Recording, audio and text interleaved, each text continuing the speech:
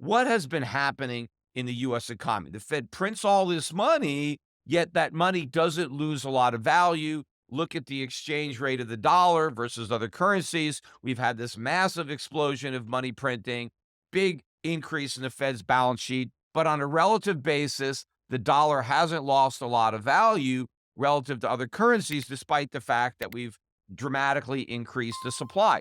Imagine if the United States existed as an island. We didn't trade with any other nation. So any money the Federal Reserve printed just stayed within our borders. It didn't go anywhere, right? And so the only stuff you could buy with the money the Fed printed was the stuff that we made here domestically, because that was the only source of goods. Well, obviously the effect would have been much different, because if the Fed prints a bunch of money and we don't have any stuff, we're not producing, we don't have factories making stuff, then the prices are obviously going to go way up. But there was kind of like an escape valve that allowed the Fed to print a lot of money and it not push up the price of goods. And that was the fact that we have a whole world out there that was able to produce the goods that the US economy couldn't. And we were able to take all the money that the Federal Reserve printed and then use that money to buy all those goods that were made outside the United States.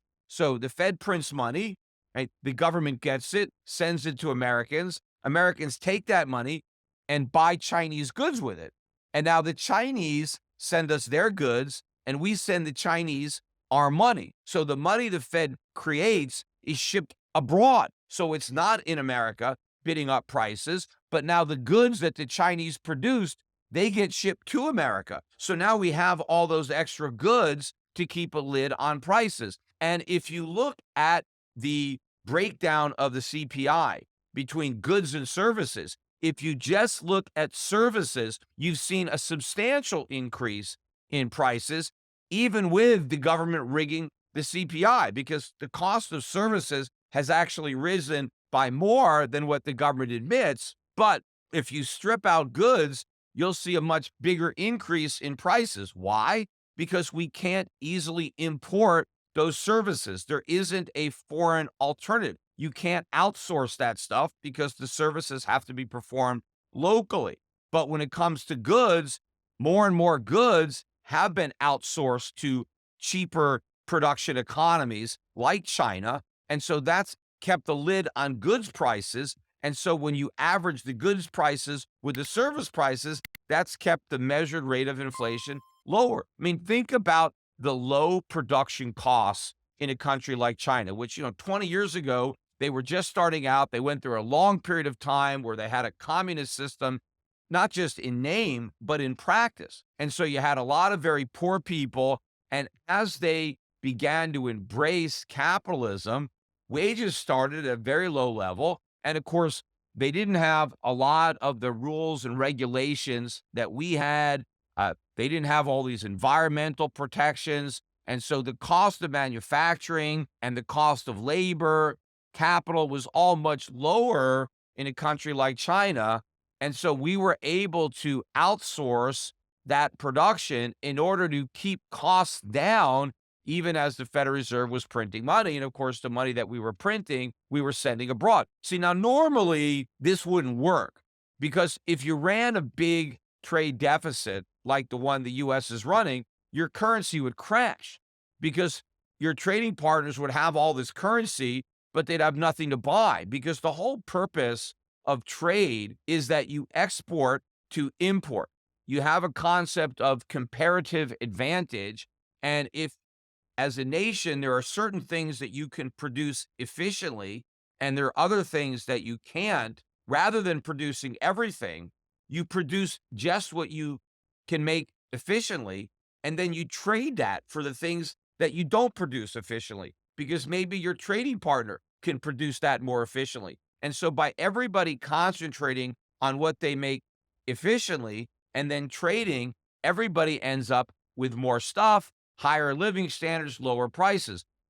But the goal of your exports is to pay for your imports. You don't just export for the sake of exporting. That's just a waste of resources. You export to pay for your imports. But what about America? You've got China and other countries exporting to the United States, They're not getting imports, they're getting dollars. And because the US is the reserve currency, those dollars are actually valuable. And so our trading partners are content, or have been in the past, to exchange the products that they produce for the money that we print. Now, their willingness to continue to do that and pursue this arrangement, I think, is coming to an end. I think the world is going to tire of exchanging real goods for our paper, especially when they understand how much less that paper is going to be worth in the future than it is now, when they realize the box that the Fed is in with respect to its ability to control inflation, and the fact that government deficits are going to keep on getting bigger and bigger and bigger, putting more and more pressure on the Federal Reserve to monetize those deficits. And in fact, the reason that the deficits were able to get so big in the first place was because of this arrangement, because foreigners were willing to hold on to our US treasuries and keep interest rates artificially low. That emboldened the government to go even deeper into debt, because normally a government that was this profligate would be punished by higher interest rates, and that punishment would change their behavior and cause more fiscal responsibility. But we never got punished. And as a result of that, we continue to pursue even more reckless policies than we had in the past. And so foreigners actually helped encourage this. And ultimately, now they're going to be the ones that are going to put on the brakes, because they're going to stop enabling all of this debt. But it's going to be the Federal Reserve that is going to ultimately replace foreign buyers of US treasuries. But of course, when foreigners buy US treasuries, there's no new dollars created.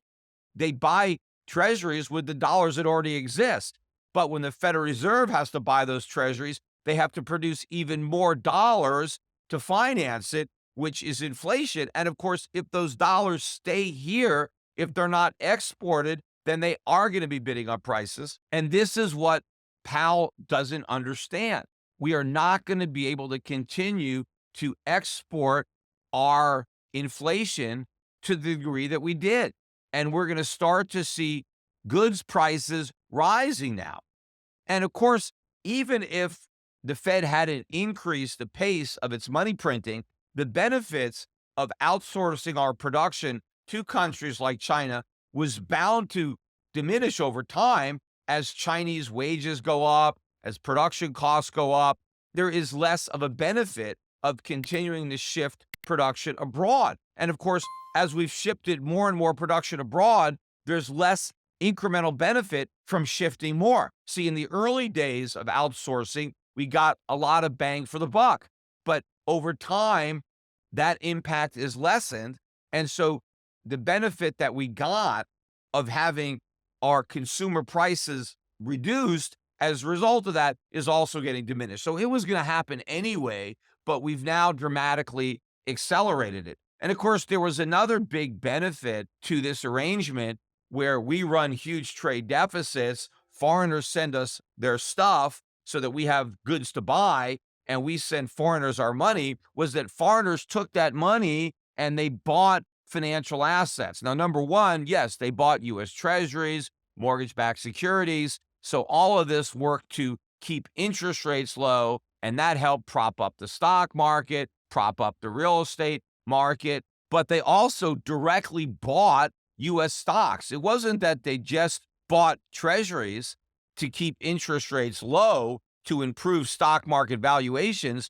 They actually bought US stocks. People all around the world have taken the trade surpluses that they've earned trading with the United States, and they've invested in the US stock market. And so that buying has also helped to bolster US stock market performance. And so Americans have more wealth now on paper as a result of foreigners recycling their trade surpluses directly into the US equity market.